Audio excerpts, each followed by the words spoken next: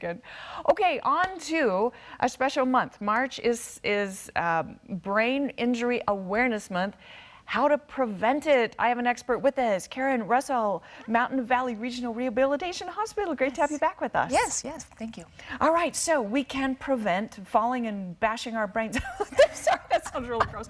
Yeah, I mean, seriously, this is so big because when you fall, you can break a hip or you can do many things.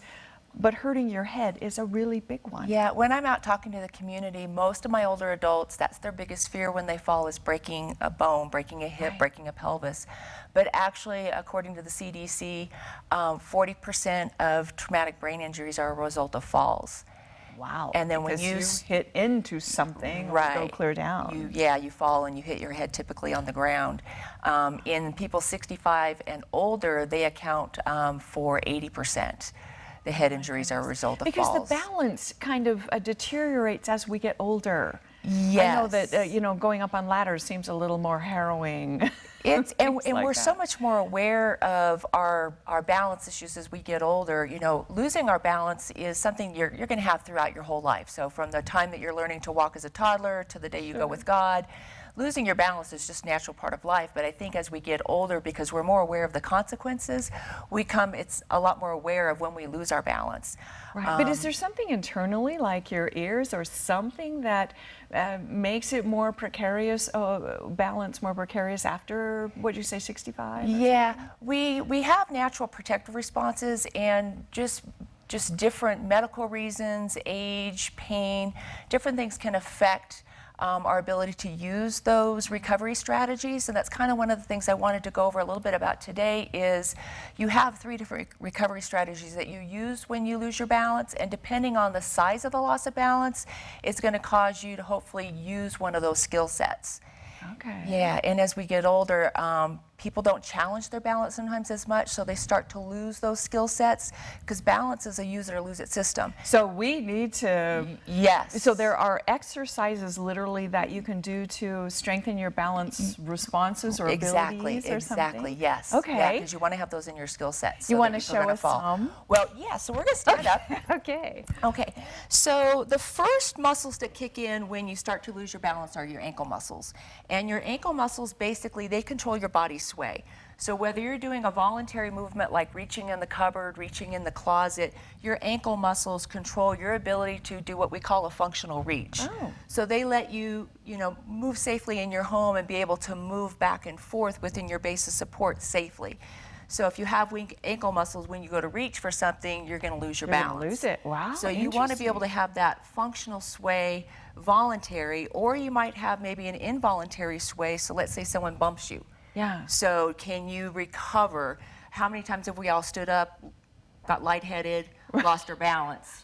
So it's the same type of thing. You want to be able to have that ability to recover from those small loss of balances using your ankle muscles. Oh, I did not actually realize the ankles would be that pivotal in balance. And that is one thing you can practice at home is if you practice your swaying motion, that actually will help practice strengthening those ankle muscles and get you more comfortable moving your center of mass, which is about your belly button area within your base of support. Well, that's easy. That's kind of fun. Yeah, so that is actually something for an older adult. It's scary when they start to move this away from their base of support.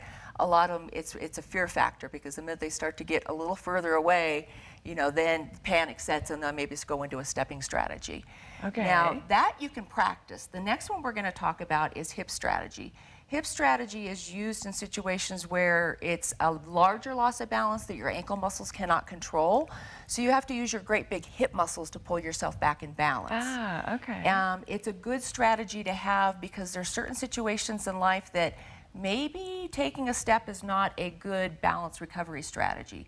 So if you're on a ladder, you're on a step stool, think about that. If you lose your balance, do you want to step? Right, right. Escalators are also a big thing when you're in areas where you're in malls and you have those escalators. Same thing. You get on that escalator, it throws you off balance. You don't want to be taking a step to recover. So the hard part about hip strategy is you either have it or you don't, and you can't volitionally practice it. It's a spontaneous activity. So you have to manipulate the environment in hopes of getting someone to use that strategy for balance recovery. So what we're going to use today, this is a half foam roller, and what it's going to hopefully do is make you feel a little unsteady. What I'm going to have you do is step up onto the half foam roller. Your goal once you get up is to try to maintain your balance without going into step. So hopefully, and Okay. depending on how good your balance is, some people that are really strong, it doesn't do anything. All right, here we go. And I have a spotter. Ooh. You know what? This isn't as Oh. easy as it might seem.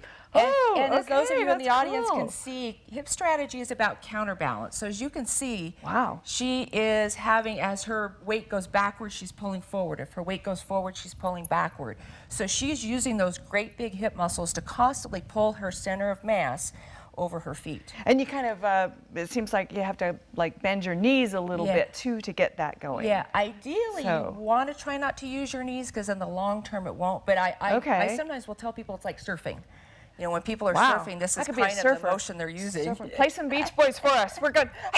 Okay, now that was a step strategy. And that was a perfect example of a step strategy. Okay. And that's sometimes where people, if they don't have hip strategy, they'll go right into step. Stepping strategy you need to have, and you need to have a good, strong stepping strategy, because if you don't have good, strong stepping strategy, you'll tend to take a lot of quick, fast steps. And when you Okay. take a lot of quick step fast, your center You of can mass lose your keeps balance, going, too. and you just, you You see can't that with like control it. Parkinson's or whatever. Right, Okay, so right. interesting. So you can practice this at home and kind of strengthen that hip response and everything. And then of course the swing, I like that's really easy. Now Yes. you're going to be giving an event. You're going to talk about this somewhere, aren't you, Karen? Yes, so St. Patty's Day, so a week from today, March 17th, we're going to be at Liberty Traditional School. Senior Connections is she does a wonderful job putting together an older adult senior healthcare expo. And I'm going to be one of the speakers. Mine is at 2 o'clock. But we're going to be talking about functional safety, balance, and I'm going to really talk about how to get up and down off the floor, how to get in and out of a chair, how to do some of those daily functional activities a lot safer and reduce your risk of fall. Wow, very, very important. Yeah. Okay, Karen Russell, Mountain Valley Regional Rehabilitation Hospital. They do all kinds of really great things to help you in all kinds of ways, but this is so important. Don't fall, because you want to keep your brain intact. Exactly, Thank you, exactly. Karen. Thank Great you.